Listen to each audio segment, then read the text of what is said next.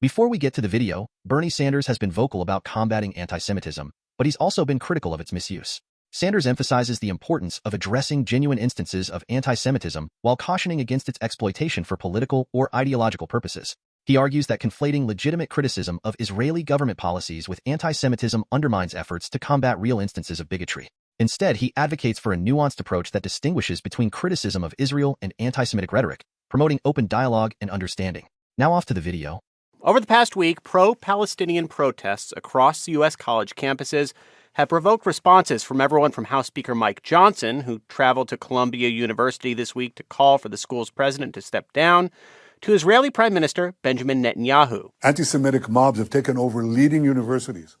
They call for the annihilation of Israel. They attack Jewish students. This is reminiscent of what happened in German universities in the 1930s. The next day, U.S. Senator Bernie Sanders, an independent from Vermont, responded to Netanyahu. Mr. Netanyahu, anti-Semitism is a vile and disgusting form of bigotry, but please, do not insult the intelligence of the American people by attempting to distract us from the immoral and illegal war policies of your extremist and racist government.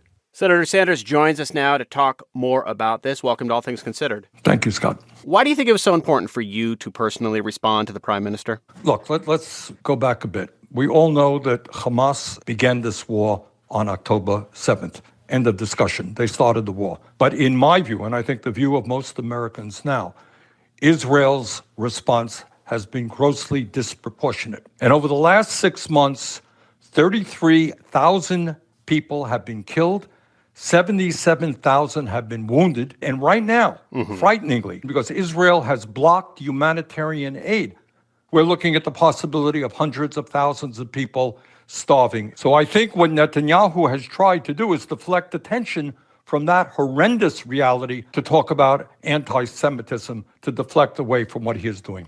I do have some questions about what's happening in the U.S. at this moment, because certainly we know there is data to show that anti-Semitism is on the rise, possibly highest level in years at this moment right now in the U.S. That was happening before October 7th. It's happened since. And a lot of critics are tying these intense college protests to that wave. How do you see this issue? Look, anti-Semitism has always existed, and we're living at a time when bigotry is on the rise. But to suggest that when you have a significant majority of the American people who, among other things, do not support more U.S. military aid to Netanyahu's war machine, we're not going to suggest that all of those people are anti-Semitic. They are disgusted by what is going on in Gaza right now, which, among other things, is clearly illegal. It is breaking U.S. law. We should not be funding Netanyahu's war machine. A lot of attention has gone to almost certainly outliers, but people with racist, with anti-Semitic signs as these protests. I do want to get your response to one statement that's gotten a lot of attention from one of your colleagues, somebody you agree with on a lot. That's Pennsylvania Democratic Senator John Fetterman, who said in a post, "I fully agree with the White House. These protests are anti-Semitic, unconscionable, and dangerous. Add some tiki torches and it's Charlottesville for these Jewish students." Curious what your response to that was. No, I strongly disagree with Senator Fetterman. The overwhelming majority of people who are protesting, and this is not just college students, poll after poll shows that the American people are sick and tired of funding a war machine that is doing unprecedented harm to the people in Gaza and to their entire way of life. You're talking about trends in public opinion, and among Democratic voters, among the Democratic base, those numbers are certainly higher in terms of people who are just outraged about this war. But you're on your own in a lot of ways in criticizing the support for aid and voting against the aid. Many Democrats in Congress are certainly critical of Israel, but not as critical as you. How do you make sense of the gap between voters and officials? That's a great question. But let me also say this. To my mind, the vote that took place a few days ago should never have happened. Because American law is very clear, and that is that any government that blocks U.S. humanitarian aid loses funding. But having said that, what I will tell you is that the United States Congress is way out of touch with the American people. There are already very powerful groups like AIPAC and other groups that exert enormous influence over the Congress. So you're right. Very few of us stood up and said, you know what, let's obey the law. Let's not put billions more into a military machine in Israel right now, which is causing disastrous harm to women and children there. I don't want to take a life and death issue and boil it down to an election issue, but I'm going to ask this question because you have been very clear about what you see the stakes of this upcoming presidential election and the big concerns that you have of Donald Trump coming back into office.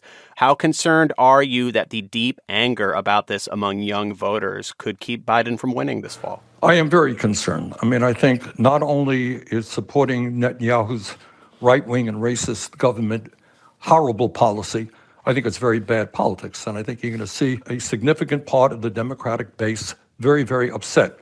But on the other hand, what I also believe is that given the choice between Joe Biden and Donald Trump, the choice is very clear, and the American people will understand that. To bring it back to Israel, though, I know you've talked a lot to the president recently. Do you think he needs to increase the pressure? Do you think any pressure from the administration will work as long as the U.S. is still providing funding and military support to Israel? Well, I think we should do everything that we can. And in fact, there has been some improvement in humanitarian aid getting into Gaza, probably because of the president putting pressure on Netanyahu.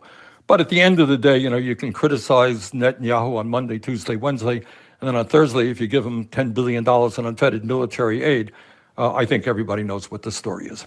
Senator Bernie Sanders, thanks for joining us. Take care.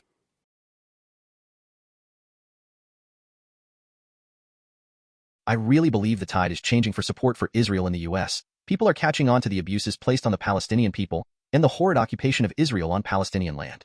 I foresee a grim future for Israel. They had the chance to pick security over occupation, and they picked occupation. There is a rich history of the Zionist movement's ongoing attempts to control more of Israel. Hopefully Zionism will be defeated. Well, I hope you liked the video and subscribe to the channel. Also, if you will check out my other channel, Concise Chomsky, the link is on the homepage and in the comments section. There is a lot of information on the Israeli-Palestinian conflict and the history of Zionism. Thank you. Now, take care and bye-bye.